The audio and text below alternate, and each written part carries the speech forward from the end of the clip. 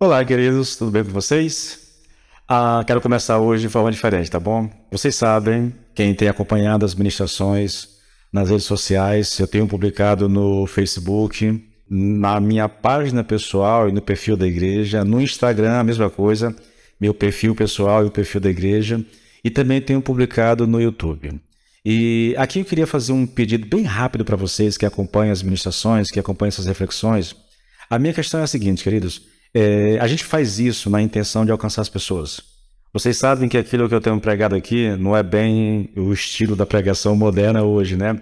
As mensagens são mensagens centradas nas Escrituras e o ensino é extraído direto do texto bíblico. Então eu preciso ser fiel naquilo que está sendo dito. Não quero de forma alguma manipular o texto para tentar agradar as pessoas. Vocês percebem isso nas ministrações. Então a pergunta que eu faço é: se isso de alguma forma tem sido bênção na tua vida, se isso tem te ajudado, ou se você sabe que tem pessoas que precisam ouvir esse tipo de reflexão, eu queria pedir a você que me ajudasse, na verdade, a compartilhar isso, tá bom? Vocês sabem que redes sociais funcionam por algoritmo, essa questão de algoritmo, e aí a gente precisa preencher alguns requisitos para que possa chegar a mais pessoas. Então, eu sei que um desses requisitos é você comentar, curtir, compartilhar, essas coisas que a gente faz quando ouve ou assiste um vídeo e gosta, né? Então eu queria pedir a você, se você acha que isso tem sido bênção na sua vida ou que isso pode ser bênção na vida de outras pessoas, eu queria fazer esse pedido a ti, na verdade. É a primeira vez que eu faço isso aqui, tá bom? Compartilha, comente, tá bom? Se inscreva nas minhas redes sociais, se você ainda não é inscrito, tá vendo, mas não é inscrito ainda, vai lá, se inscreva, dá essa força, tá bom? Para que a gente possa alcançar mais pessoas com a mensagem do Evangelho. Tá bom, queridos? Eu quero ver com vocês agora, então, Romanos 2:2, tá? Bem sabemos que o juízo de Deus é segunda verdade contra os que praticam tais coisas.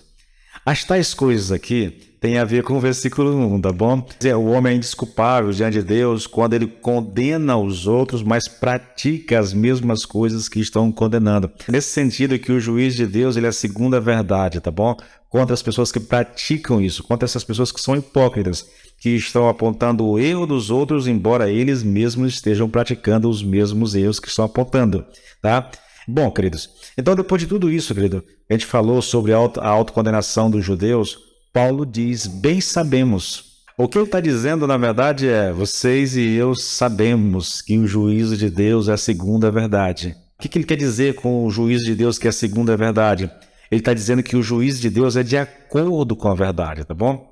Mas eu não entendi ainda. O que isso significa? Significa que o juízo de Deus é diferente do juízo do homem, que o homem julga pela aparência, mas Deus julga de acordo com a verdade. Portanto, seu juízo é sempre justo, verdadeiro e reto, tá?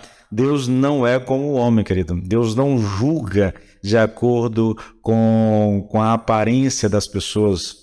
Deus não julga o livro pela capa, se é que eu posso colocar dessa forma para você, tá bom? O julgamento de Deus é de acordo com a verdade. O julgamento de Deus é um julgamento verdadeiro, honesto, né? Porque ele julga a pessoa pelas obras que elas praticam. E veja, era esse o problema dos judeus. Eles achavam que os gentios estavam debaixo da ira de Deus e que mereciam a ira de Deus só porque eles eram gentios, e que os judeus não mereciam de forma alguma estar debaixo da ira de Deus porque eles eram judeus.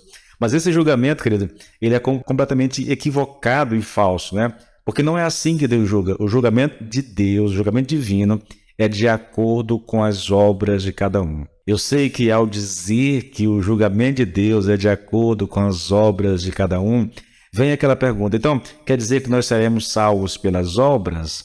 Olha, queridos, eu diria a vocês que esse é um dos temas mais... Não é que seja difícil de entender, é difícil de ser aceito, na verdade. Nós não somos salvos por obras.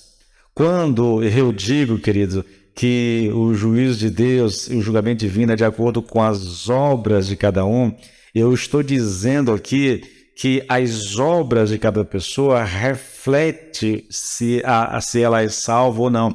Aquilo que nós praticamos reflete a nossa condição espiritual. Lembrando mais uma vez das palavras de Jesus, nós conhecemos uma árvore pelo fruto que ela produz. São palavras de Jesus, tá? Então, as nossas atitudes são os frutos que nós produzimos. De acordo com esses frutos, dá para se saber se uma pessoa é salva ou não. Um filho de Deus vai produzir obras que glorifiquem a Deus. Um homem que não conhece a Deus, que não tem Deus no seu coração, vai praticar obras de um homem ímpio. É simples assim. Tá, mas é a questão de ser salvo por obras? Não há possibilidade bíblica de alguém ser salvo por obras, tá? A grande questão é, obras, elas são a consequência da nossa salvação. Gente, isso é tão interessante, sabia? Isso é muito curioso. O que nós fazemos reflete o nosso coração. É isso. Obras, elas não são a causa da nossa salvação. Ninguém é salvo por praticar obras. As obras são consequência. Nós somos chamados para isso. Na verdade, Efésios 2 diz que nós somos criados por Deus para a prática das boas obras. Então, o Filho de Deus vai praticar obras que glorifiquem a Deus. Paulo diz isso em 1 Coríntios, né? Quer comais, quer bebais ou façais qualquer outra coisa, fazei tudo para a glória de Deus. Então, as obras, elas refletem quem somos, tá? O julgamento de Deus é de acordo com as nossas obras. Por quê? Porque as nossas obras refletem o que nós somos. Eu tenho falado tanto sobre isso, não é verdade? Eu tenho gasto tanto tempo a respeito dessa questão e às vezes as pessoas não entendem. Não entendem a questão de salvação pela graça, acham que podem fazer alguma coisa para ser salvo. Essa é uma das coisas assim que me deixa boquiaberto, que me deixa espantado, porque eu particularmente eu ensino isso tem mais ou menos 7 anos consecutivos que eu venho tratando disso quase que toda semana, de que nós somos salvos pela graça do Senhor Jesus Cristo. As obras que nos salvam são as obras de Jesus e não as nossas, entende? Mas as pessoas têm dificuldade, elas sempre julgam a sua salvação, né, de acordo com aquilo que elas estão vivendo. Elas não têm certeza realmente que as obras que salvam são as obras de Cristo. Queridos, é lógico, né? Se eu estou vivendo na prática do pecado, se eu tenho prazer no pecado, eu não sou cristão. Eu não nasci de novo. Agora, eu posso ser um cristão honesto, sincero, e ter falhas, e tropeçar uma vez ou outra, entende? E não estar bem espiritualmente, não conseguir cultivar uma vida de intimidade com Deus através da oração, da leitura bíblica. E geralmente quando as pessoas estão nessa situação, elas acham que não são salvas. Não é nem porque elas estão vivendo na prática do pecado, porque se alguém está vivendo na prática do pecado, isso não é salvo mesmo, de forma alguma, né?